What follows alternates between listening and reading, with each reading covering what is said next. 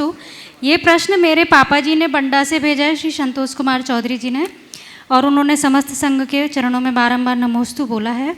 उन्होंने बोला है कि मुनिश्री, कल जब शाम 6 बजे करीब भारत का चंद्रयान चंद्रमा पर सफलता से लैंड कर गया, इस सफलता में भारत में खुशी की लहर फैल गई और लोग एक दूसरे को बधाई देते थे। महाराज श्री, बधाई स्वीकार करते समय लग रहा था कि कहीं ये हमारी समीचीन आस्था पर चोट तो नहीं है। कृपया बताएं हम इस बारे में क्या धारणा बनाएं ताकि जैन सिद्धांत पर आस्था बनी रहे। देखिए, विज्ञान ने जो चीज़ सामने ला के रखी है उसे नकारना कतई उचित नहीं, और मैंने इस संदर्भ में अनेक बार प्रकाश डाला है। हम लोग हमारे शास्त्रों की जो बातें हैं उनको लेकर के विज्ञान की बातों को नकारते हैं, ये बात ठीक नहीं। मेरी स्पष्ट अवधारणा है कि न तो हमारे शास्त्रों की बातें गलत है और न ही विज्ञान के द्वारा की गई खोज गलत है। आज जब स्पष्टतया हमारा यान पहुंच रहा है, वहाँ व्यवस्थित तरीके से जा रहे हैं, तो उसको हम कैसे नकार सकते? तो फिर ये क्या है?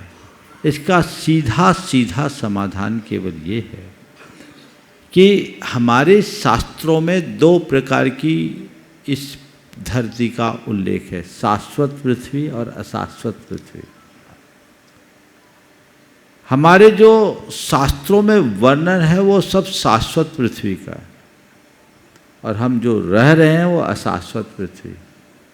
हमारे शास्त्रों में उल्लेख है, भरते रावतयोर वृद्धि रासो सरसम्याभ्याम उत्सर्पिण्य व सर्पिणीभ्याम। भरत और ऐरावत क्षेत्र में 6 काल के निमित्त से वृद्धि और ह्रास होता है। ये अशाश्वत धरा है। इस अशाश्वत धरा की जो विस्तृत बातें हैं वो आज हमारे शास्त्रों में सुलभ नहीं, पर इसके बीच हमें दिखाई पड़ते हैं। हमारे शास्त्रों में ऐसा वर्णन आता है कि जब धरती पर भोग भूमि थी तो धरती एकदम सपाट थी, एक भी पर्वत नहीं, एक भी नदी नाले कुछ नहीं। भोग भूमि से कर्म भूमि के रूप में जब यह धरती परिवर्तित हुई तो यह धरती 1 योजन ऊपर उठी, और जब धरती 1 योजन ऊपर उठी तो इसमें अनेक क्षुद्र पर्वत और उप समुद्र प्रकट हो गए, और इससे शेष जम्बू द्वीप का संपर्क टूट गया। मुझे लगता है हो सकता है इस परिवर्तन के कारण धरती उठी तो कोई तस्तरी की तरह उठी नहीं होगी, उसने अपना ग्लोबल शेप ले लिया होगा जो आज की पृथ्वी है। और इस पूरे के पूरे भरत और ऐरावत क्षेत्र के आर्यखंड का भूभाग 1 योजन ऊपर उठना यानी एक बहुत बड़ा प्राकृतिक परिवर्तन, जिससे ऊर्जा का विस्फोट हुआ होगा। हो सकता है उसी ऊर्जा के कारण ये सारे प्लैनेट्स बने हों, वो प्लैनेट्स हो जो इसी धरती का एक अंश बन करके उठ गया हो। एक संभावना हो सकती है, और वहां वो लोग पहुंचे हो। हमारा चांद, हमारा सूर्य तो बहुत ऊपर है, हमारे लिए तो चांद के पास जाने के लिए सूर्य को भेजना पड़ेगा।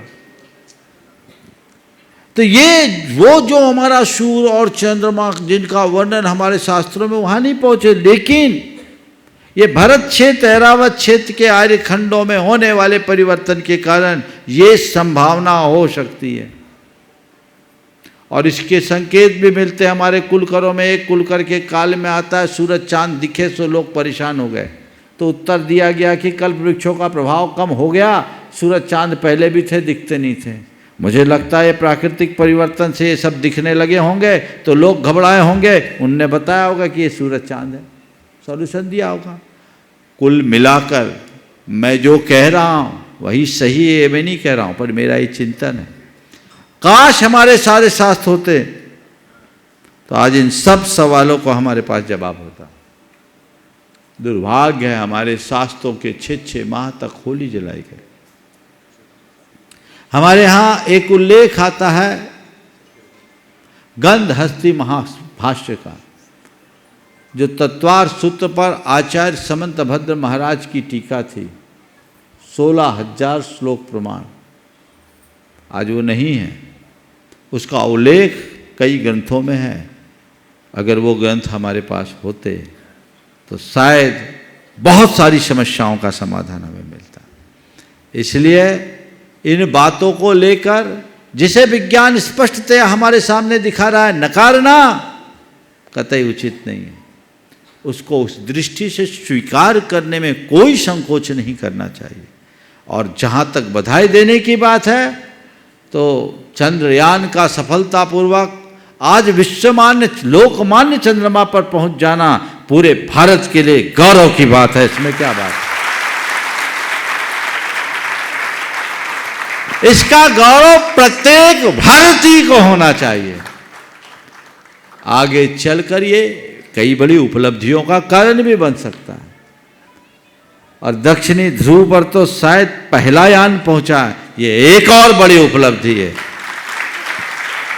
और इसको लेकर के हम कहे नहीं, ऐसा करने से जिन आगम के विरुद्ध हो चला जाएगा, ऐसा मत कहिए।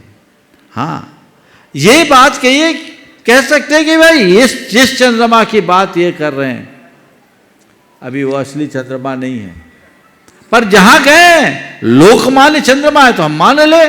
जैसे आज जो परमाणु की बात साइंस करता है, जैन धर्म के अनुसार वो अनंत परमाणुओं का पिंड है, फिर भी हम परमाणु को परमाणु बोलते हैं कि नहीं बोलते? वह व्यवहार परमाणु है। इसी तरह हम व्यवहार चांद मान ले, क्या दिक्कत है? अनेकांतात्मक दृष्टि लेकर के चलिए, एक सीमित दायरे में मत बैठिए और हर चीज के लिए बहुत ज़्यादा द्रावड़ी प्राणायाम करने की आदत से बचिए। कुछ लोग खींच तान करके उल्टा सीधा सिद्ध करते हैं। ये जो चीज़ें हैं सो हैं, उनके पीछे कई कारण हो सकता है। और वो एक योजन धरती की उठने की बात बहुत सोचनी है। और जब प्रलय होगा ना, तो एक योजन नीचे तक धरती भी चूर चूर हो जाएगी। ये भी हमारे शास्त्रों में। तो एक बहुत बड़ा बदलाव उस काल में हुआ, उसका ये परिणाम में भी हो सकता है। ऐसा नहीं बोल रहा हूं मैं, क्योंकि आज मेरे पास सर्वज्ञ नहीं है, लेकिन ऐसा एक चिंतन है। और इस चिंतन पर यदि विचार किया जाए तो मैं समझता हूं बड़ा उपयुक्त समाधान सबको प्राप्त होगा।